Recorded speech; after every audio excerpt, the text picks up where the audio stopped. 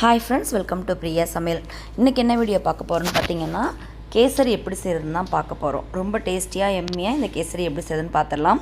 நம்ம கல்யாண வீடுகளில் சாப்பிட்ற கேசரி மாதிரியே வீட்டில் எப்படி கேசரி பண்ணலாங்கிறத இந்த வீடியோவில் நம்ம பார்க்க போகிறோம். இது ஆறுனதுக்கப்புறம் கூட பார்த்திங்கன்னா ட்ரை ஆகாமல் இதே கன்சிஸ்டன்சியில் இருக்கும். எப்படி செய்யலான்னு பார்த்துடலாம் வாங்க. கேசரி செய்கிறதுக்கு 1 கப் அளவுக்கு ரவை எடுத்து நெய்யில் வறுத்துட்ருக்கேன். இந்த பக்கம் பார்த்திங்கன்னா வெந்நீர் கொதிக்க வச்சுருக்கேன்.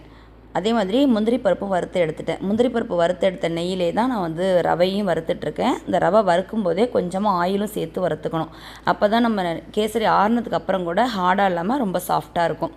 நல்லா ரவா பொரிஞ்சு வரணும். இந்த அளவுக்கு பொரிஞ்சு வந்ததுக்கப்புறம் கொதிக்க வச்ச வெந்நீரை இதில் சேர்த்துக்கணும்.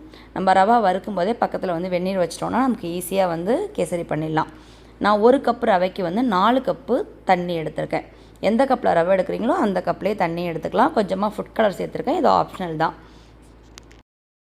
வெந்நீர் ஊற்றுனதுக்கப்புறம் 1 நிமிஷத்துலேயே பார்த்திங்கன்னா நல்லா இந்த அளவுக்கு ட்ரை ஆகிடும். ரவாவும் வெந்து வந்துடும். ரவா நல்லா வெந்ததுக்கப்புறம் தான் நம்ம சுகர் சேர்க்கணும். சுகர் 1 கப் ரவைக்கு நான் 1.5 கப்பு சுகர் சேர்த்துருக்கேன். ரொம்ப ஸ்வீட் கம்மியாக இருக்க சுகர்னால் 1.25 கப் கூட சேர்த்துக்கலாம். நான் 1.5 கப்பே எனக்கு போதுமான அளவு இருந்துச்சு. அதனால் 1.5 கப் அளவுக்கு சுகர் சேர்த்துருக்கேன். சுகர் சேர்த்து நல்லா மிக்ஸ் பண்ணி விட்டுடலாம். நம்ம ரவையை நெய்யில் வறுத்துட்டு சேர்த்துருக்கிறதுனால ரொம்ப கட்டி தட்டாது.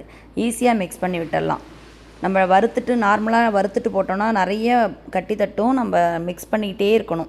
இது ஈஸியாக செஞ்சிடலாம். ஒரு 10 மினிட்ஸ்லேயே இந்த கேசரி செஞ்சிடலாம். இப்போ ஃபைனலி ரெடி ஆகிடுச்சு. கொஞ்சமாக நெய் விட்டு வறுத்து வச்சுருக்க முந்திரி பருப்பையும் சேர்த்துட்டேன். இதை சேர்த்து நல்லா மிக்ஸ் பண்ணி ஒரு 2 மினிட்ஸ் கழித்து நம்ம ஸ்டவ் ஆஃப் பண்ணிடலாம். உங்களுக்கு பார்க்கும்போதே தெரியும் நல்லா மிக்ஸ் ஆகி வெந்து வந்திருக்குன்னு